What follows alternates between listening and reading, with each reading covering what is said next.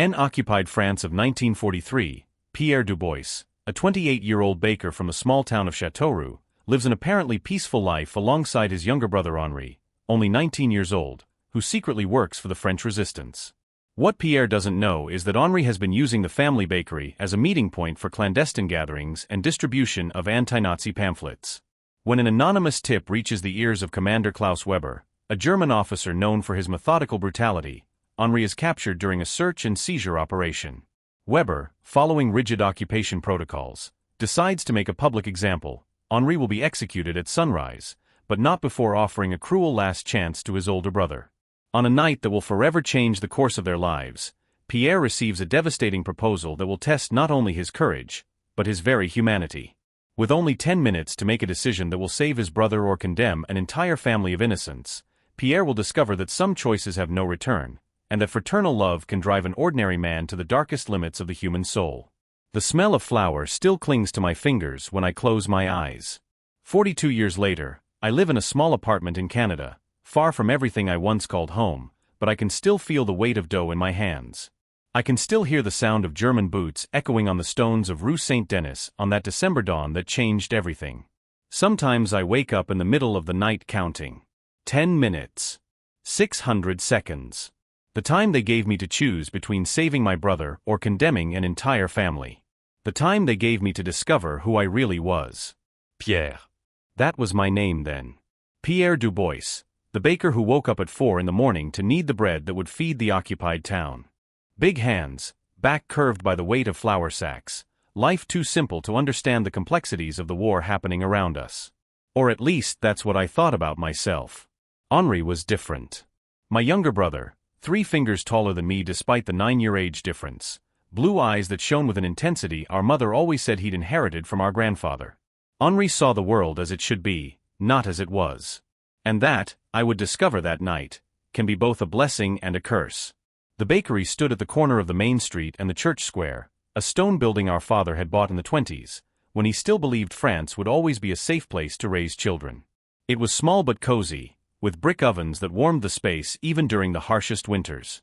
Henri had worked with me since he was 15, officially as my assistant, but in practice he was my partner. He had delicate hands for dough and a special way with customers that compensated for my natural shyness. What I didn't know was that Henri was using our bakery for much more than making bread. The German occupation had begun 3 years earlier, in 1940, but our small town of Châteauroux seemed to live in a bubble of forced normalcy. German soldiers bought our bread every morning, always polite, always paying the fair price. Commander Weber even greeted me when he passed on the street, a tall, thin man who spoke impeccable French and never showed haste or irritation. It was easy to forget we were living under occupation when daily life followed its familiar rhythms. But Henri didn't forget. And I should have noticed the signs. The meetings that happened in the basement after we closed the bakery. The whispers that stopped when I went downstairs. People I didn't know entering through the back door in the early hours. Henri always had an explanation. They were friends discussing work, neighbors worried about food prices, casual encounters that meant nothing important. I wanted to believe because it was easier to believe. Because admitting that my younger brother was involved with the resistance would mean admitting that our safe and predictable life was built on an illusion. It would mean recognizing that I was a coward who chose to ignore the war happening right under my nose. On the night of December 18, 1943, 3 days before my 29th birthday, that illusion shattered like glass. I was finishing cleaning the last kitchen utensils when I heard the screams. First one, then two, then the unmistakable sound of boots running on the street stones.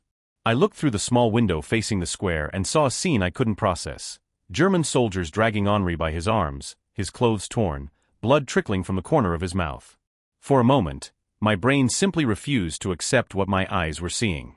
Henri was fighting against the soldiers, screaming something I couldn't understand from the distance, but his voice carried a desperation that made me feel as if someone had ripped the air from my lungs. I ran to the door, but before I could open it, it burst open violently. Commander Weber entered accompanied by 2 soldiers, his posture still elegant but his eyes carrying a coldness I had never seen before. He held in his hands a bundle of papers I immediately recognized, resistance pamphlets I had seen Henri hiding in the basement. "Bonsoir, Monsieur Dubois," said Weber, his voice polite as always, but with an underlying tension that made my stomach turn. "We need to talk." I couldn't respond. My voice had disappeared along with any sense of reality I still had left. Weber continued, placing the pamphlets on the bakery counter with the care of someone handling evidence in a courtroom. Your brother Henri has been very busy lately. Meetings in your basement, distribution of subversive material, communication with other resistance elements. Activities that, as you well know, are punished by death under occupation laws. The words reached me as if they were being said in a foreign language. Death. Henri. Resistance. Each concept crashed against the next in my mind, creating chaos that left me unable to form coherent thoughts. Where is my brother? I managed to whisper finally. Weber smiled, but it was a smile without warmth, purely mechanical. Safe for now. We decided to make this situation an educational opportunity for the community. Your brother will be publicly executed tomorrow at sunrise, in the church square, as an example for others who might be considering similar activities. I felt my knees weaken. The room began to spin slowly, as if the entire world had gone off its axis. Executed. Henri. My younger brother who still kept in his room the wooden toys our father had made for him. However, Weber continued, and something in the tone of his voice made me look directly at him, I am prepared to make an exception. A gesture of goodwill, you could say. I waited, unable to speak, unable to breathe properly. There is a family on Rue de Martyrs. The Bernsteins. Jews who have been living hidden in the city for 6 months, protected by local sympathizers. We know where they are, we know who has been helping them, but until now we haven't had reason to act. They have been discreet. Weber paused, his eyes studying my expression with the cold curiosity of a scientist observing a guinea pig. If you lead us to them in the next few hours, your brother will live. If you don't, Henri will die at 6 in the morning, exactly when the sun rises over the church square. The world stopped. I knew the Bernsteins. David, a man of about 40 who had been a teacher before the war, his wife Sarah, 7 months pregnant, and 2 small children, an 8-year-old boy and a 5-year-old girl. They had arrived in our town in the summer, fleeing the deportations from Paris, and some residents had quietly organized to keep them hidden. I knew where they were because Henri had casually mentioned that the former teacher's family was being helped by good people in the town. Henri. The Bernsteins. An impossible choice presented with the clinical cruelty of someone who had transformed human suffering into an instrument of control. How much time do I have? I asked, my voice coming out as a hoarse whisper. Weber consulted his wristwatch, a deliberately theatrical movement. It is exactly 8:50 in the evening. You have until 9 o'clock to give us your answer. 10 minutes, Monsieur Dubois. Enough time for a man to decide what kind of person he really is. 10 minutes to choose between my brother's life and the life of an entire family of innocents. 10 minutes to decide if I was capable of living with either choice. 10 minutes to discover that there are situations in life where there is no right answer, only different types of condemnation. Weber and his soldiers positioned themselves around the bakery, transforming the familiar space into an improvised prison. There was nowhere to run, no way to escape, no third option that would save everyone. Just a binary and terrible choice that would define not only who would live or die that night, but who I would be for the rest of my life. I closed my eyes and tried to think, but my mind was fragmented into 1,000 pieces of panic, guilt, and despair. I could see Henri as a child, running through the bakery while our father tried to teach him the secrets of perfect dough. I could imagine David Bernstein telling stories to his children by candlelight, trying to keep some normalcy alive in their hidden lives. I could feel the weight of 4 innocent lives against the weight of one life that meant everything to me. 9 minutes. I thought of our mother, dead 5 years earlier, and how she had made Henri promise that he would always take care of me, and I of him. You are all you have in the world, she had said on her deathbed. Take care of each other, no matter what happens. 8 minutes. I thought of the Bernstein children, who hadn't chosen to be born in a time of war, who had done nothing but exist with the wrong blood in their veins. I thought of Sarah Bernstein pregnant, carrying a life that might never see the light if I made the wrong choice. 7 minutes. I tried to find a third option, some possibility Weber hadn't considered, some way to save everyone. But my mind, trained only for bread recipes and managing a small bakery, couldn't conceive escape plans or resistance strategies that made any sense. 6 minutes. Henri's voice echoed in my memory, from a conversation we had had months before about rumors of deportations. Sometimes, he had said, we need to choose to be brave even when we don't feel brave. Especially when we don't feel brave. 5 minutes.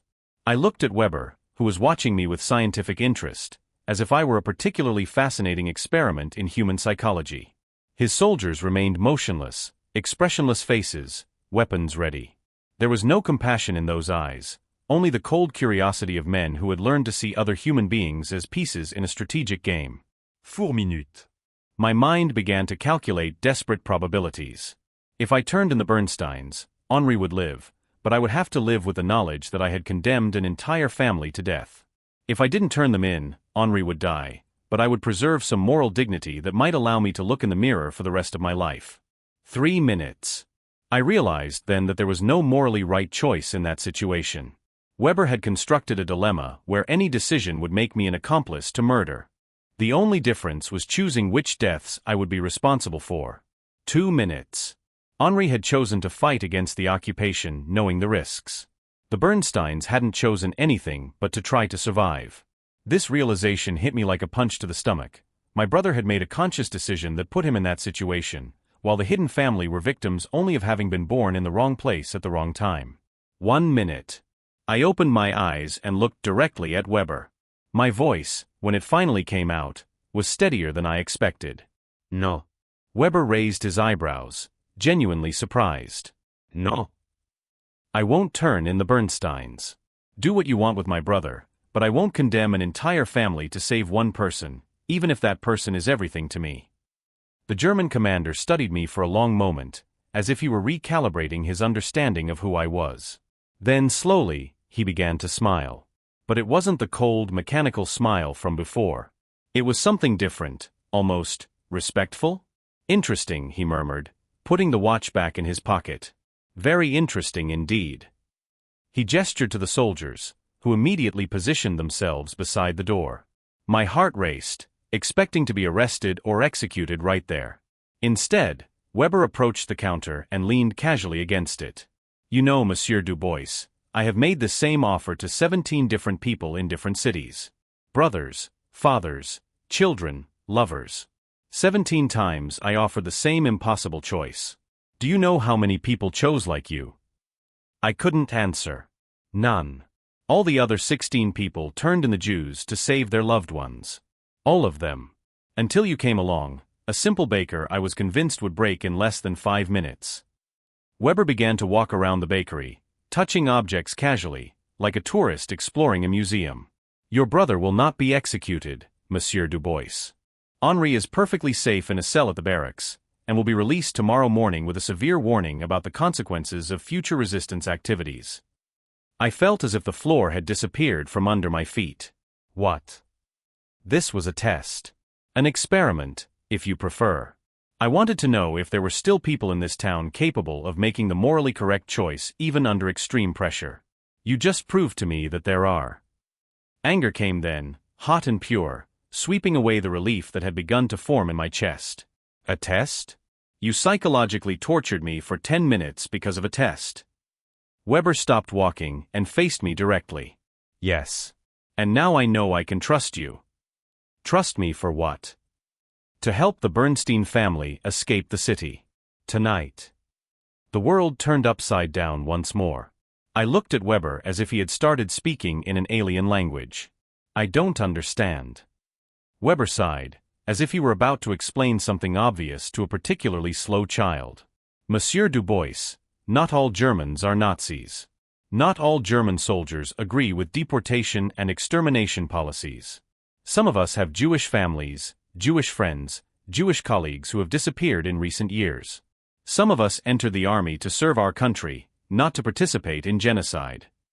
He paused, his eyes losing some of the coldness he had shown during the longest 10 minutes of my life. I need trustworthy local people to help families like the Bernsteins escape before other commanders less flexible take control of this region. But I can't use just anyone. I need individuals who have proven they can make the right choice even when it costs them everything. What if I had chosen differently? If I had turned in the family? Weber shrugged. Then you would be just another ordinary person, willing to sacrifice innocence to protect those you love. Useful for some purposes, perhaps, But not for this one. It took me several minutes to process everything that had happened. The relief that Henri was alive, the anger at the psychological manipulation, the confusion about Weber secretly being an ally, the sudden responsibility of helping save innocent lives. "Why should I trust you?" I asked finally. Weber smiled for the third time that night, but this smile was different from the others. It was tired, loaded with sadness and a fatigue that seemed to go far beyond the physical. "Because, Monsieur Dubois, none of us have a choice. There is a secret network of German soldiers, French officers, ordinary civilians, priests, teachers, bakers, working together to save lives before it's too late. We don't do this for politics or ideology. We do it because it's the right thing to do."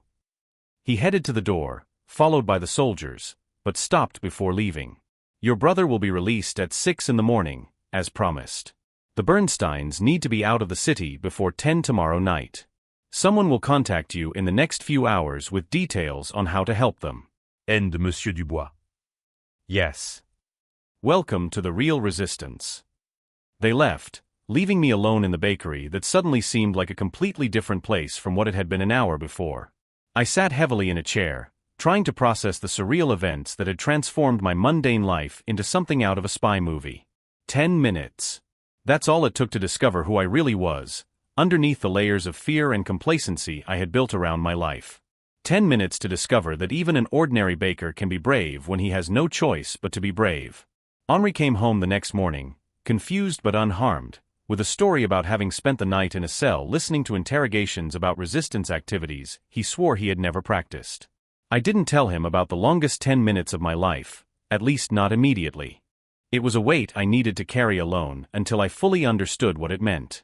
The Bernstein family disappeared from the city 2 days later, officially because they had decided to move for work in another region. I never knew exactly how they escaped, but I know they arrived safely in Switzerland because I received a letter months later, signed simply with DB, and containing only 2 words, "Merci infiniment." Weber and I worked together for the next 18 months, saving 14 families until he was transferred to another region and replaced by a commander who didn't share his moral convictions. Our secret operation was discovered in March 1945, just 2 weeks before the end of the war, and I had to flee France with false identity to avoid being executed as a traitor. Now, 4 decades later, living in a country that welcomed me without asking questions about my past, I still think about those 10 minutes every night before sleeping. Not because they were the most terrifying of my life, although they certainly were. I think about them because they were the 10 minutes that showed me who I really was when everything was taken from me except the ability to choose between right and wrong. 10 minutes to save my brother or condemn a family. In the end, I discovered there was a third option Weber hadn't mentioned: save both, by being brave enough to make the choice that seemed impossible. Sometimes I wonder how many people go through their entire lives without discovering who they really are when tested to the limit. I had the terrible fortune of discovering at 28 years old, in an occupied bakery, with a German commander offering me a choice that would change everything. The smell of flour still clings to my fingers when I close my eyes. But now, along with it, also comes the smell of hope, and the memory that even in the darkest moments, there is always a choice. There is always a way to be better than circumstances demand. 10 minutes. The time it took to save my brother, a family, and perhaps most importantly, my own soul.